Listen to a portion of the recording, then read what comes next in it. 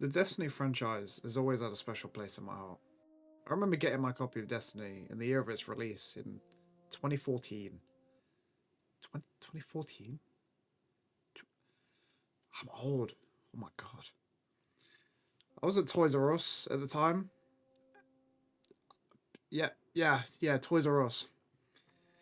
I was with my family doing some pre-Christmas shopping. At this point, Destiny had been out for about 2 months. I was dying to get my hands on a copy. After watching countless videos on YouTube of people showcasing Xur's inventory week after week. In retrospect, this was definitely FOMO, but I really wanted the game nonetheless. I remember spending countless hours playing and grinding to complete quests, to get better loot and hunt for those elusive exotic engrams back in the day.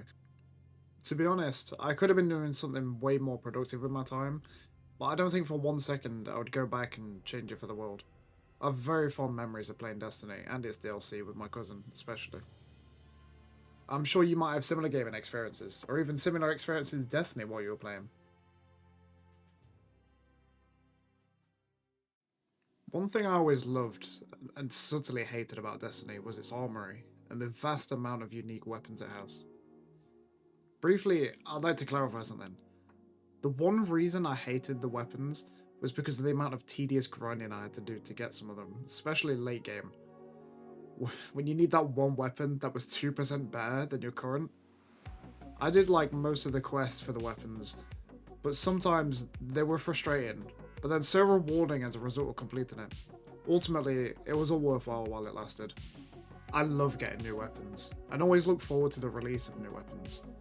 Mainly the exotic ones, because they were the most powerful and generally the most unique. That being said, however, technically speaking, no two guns were the same. I remember getting my first exotic. I just completed the Strike Devil's Lair, and for the first time ever in my time playing Destiny, I heard.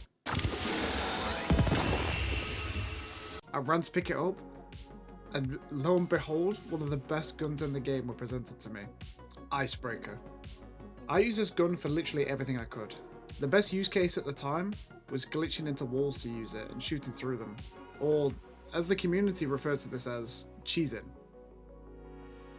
I want to tell you about one of my favourite exotics, but that's not for right now. Anyway, glitches aren't what this video is about. If it were, we'd be here for hours. It'd be insane. What you're here for is... Destiny had a vast array of guns. I mean, a lot. Spanning common, uncommon, rare, legendary, and exotic. In most cases, each being uniquely different from the last. There are some major things that separate the guns in Destiny from one another, besides the obvious factors like appearance, what type of gun they were, and rarity.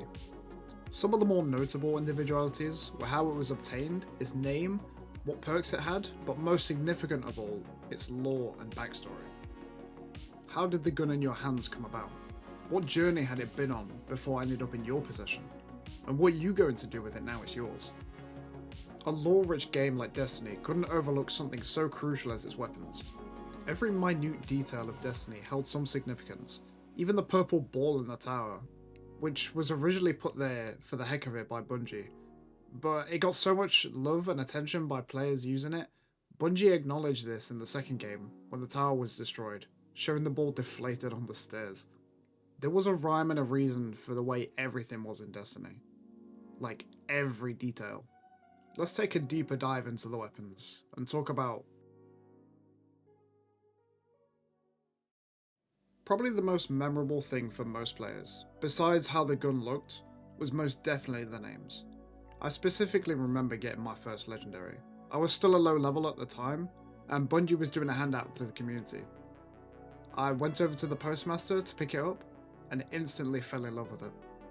The devil you don't. It was the first time I considered using a hand cannon, because it was way stronger than anything I'd had before. And to be honest, I never looked back. From that point on, hand cannons became my go-to weapon of choice. The names of all the weapons in Destiny are one of the reasons they're so memorable. I mean, how can you forget something as badass sounding as Patience and Time or Red Death? You say that to any Destiny player and they instantly know what you're talking about, either through having a memorable experience with it themselves, or being destroyed by it in PvP. I even ended up keeping a rare gun in my vault just for the sake of it because the name made me laugh. It was called Nifty_Biscuit. Me and my cousin decided it was too good of a name to get rid of. I never used the gun or had any intention of doing so, but just because it was called that, it was funny to me, so I felt like I had to keep it.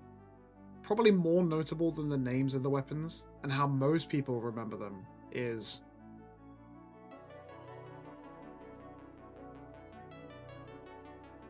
in the majority of cases, you knew what a gun was instantly just by looking at it. There wasn't a second thought. Especially when it came to the exotic weapons, and even the legendary ones. They were all just so different from each other. The gun's appearance preceded its reputation and name.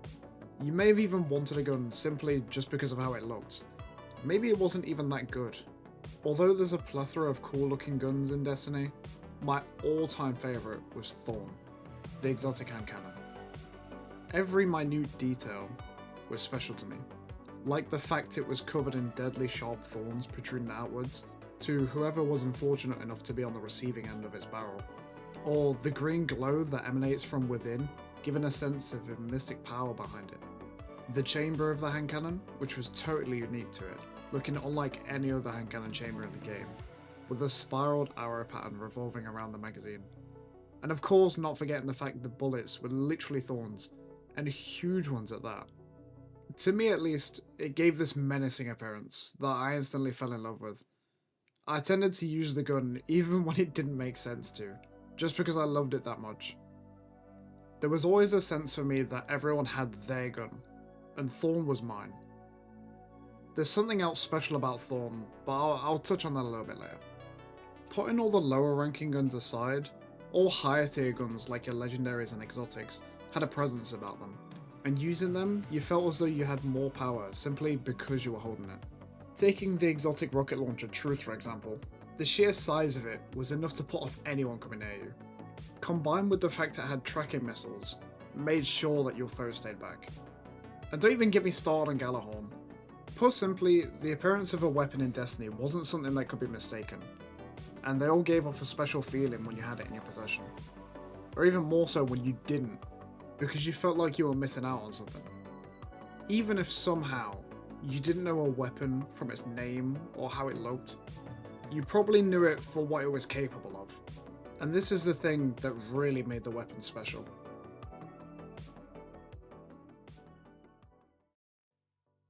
Picture this. You're playing a match of Iron Banner. You load into the game, run to find an enemy, engage in combat. You land a few shots, they land a couple more than you. So you retreat around the corner, and you still die. How? They couldn't shoot you anymore. They couldn't even see you. Your cause of death? Thorn. See, this is the thing that really made the weapon special in the game. It didn't even matter what they looked like or the lore. It was the perks that they had. In the case of Thorn, its perk, Mark of the Devourer, leaves its target with a lingering damage effect, so even if you aren't in the line of sight, you still die. This was a great perk in PvE, doing raids and strikes, but when it came to PvP like Iron Banner, oh boy, it really pulled out the stops. This one factor is what made exotics so coveted and sought after in most cases, because they offer intrinsic value for the hard work you put into getting them, but more on that shortly. It holds true for some of the better legendaries in the game too. The ones that are more unique and have some specialty that makes them stand out were often acquired through seasonal content like Christmas, Easter, or Halloween events. Or maybe they were locked behind a specific strike or raid. But even then, you aren't guaranteed to get it. It's only a chance. One major example of this is Fatebringer. Some people would grind out Vault Glass for hours in hopes of getting themselves a Fatebringer, only to leave the encounter with a Templar disappointed. Fatebringer, for most people, is probably the most notable and memorable legendary weapon, because it was a solid hand cannon in your primary slot, which meant you could still use an exotic in your secondary or heavy slots. Fatebringer's perks allowed it to have Firefly, which made precision kills explode on death. Explosive rounds mean you could deal splash damage to other enemies if they were close enough proximity, and Outlaw, which made it so if you got a precision kill, you could reload dramatically faster for a short time. This combination of perks made for a killer of a primary weapon, hence it was so sought after and held in such high regard by the community.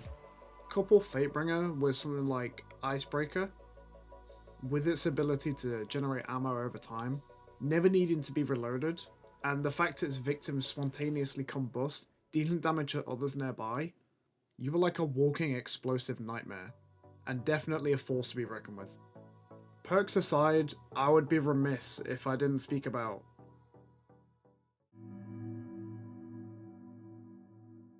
the process of acquiring some of the weapons is probably what divided most people.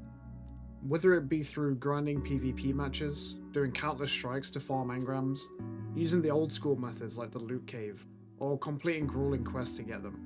It was always so worth it, since they had such special perks, which boosted your gameplay immensely.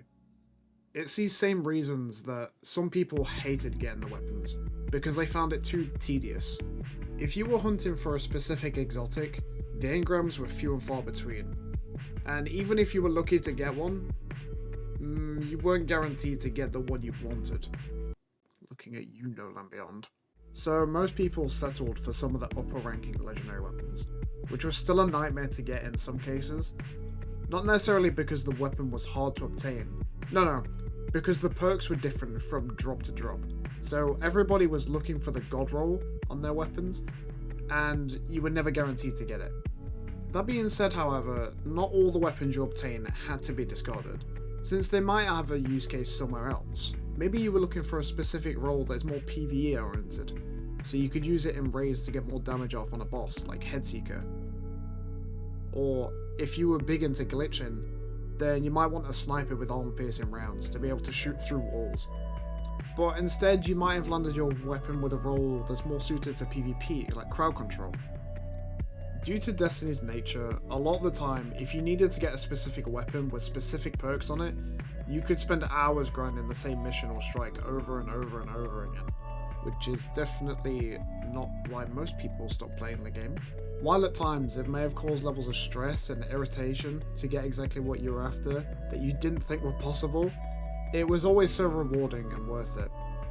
Until something 2% better got released in the DLC. Finally, something that's probably overlooked by most people about these weapons, but something I find personally very cool.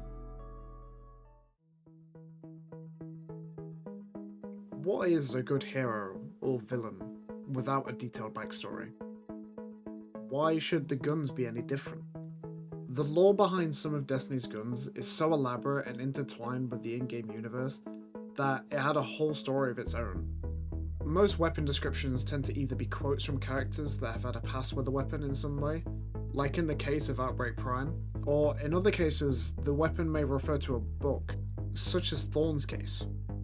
Another really cool example of weapon descriptions I wanted to include, just because of how cold the line is Ikora Ray's Invective. It was details like this that were really the cherry on top for the guns. Anyway, I won't get too in depth about the lore, because that could be a whole topic of its own in a separate video. But the point I'm trying to make is this. Everything within the Destiny universe has its place. Nothing feels like it isn't supposed to be.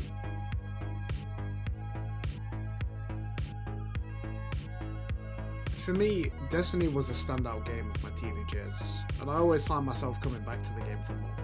There was always something new to go after or to aim for. Unbeknownst to me at the time, and something I can see in retrospect, is the fact Destiny probably laid out a lot of foundations for me towards my taste in games, and possibly other aspects of my life too, but to what extent and what exactly have been influenced is really hard to pinpoint.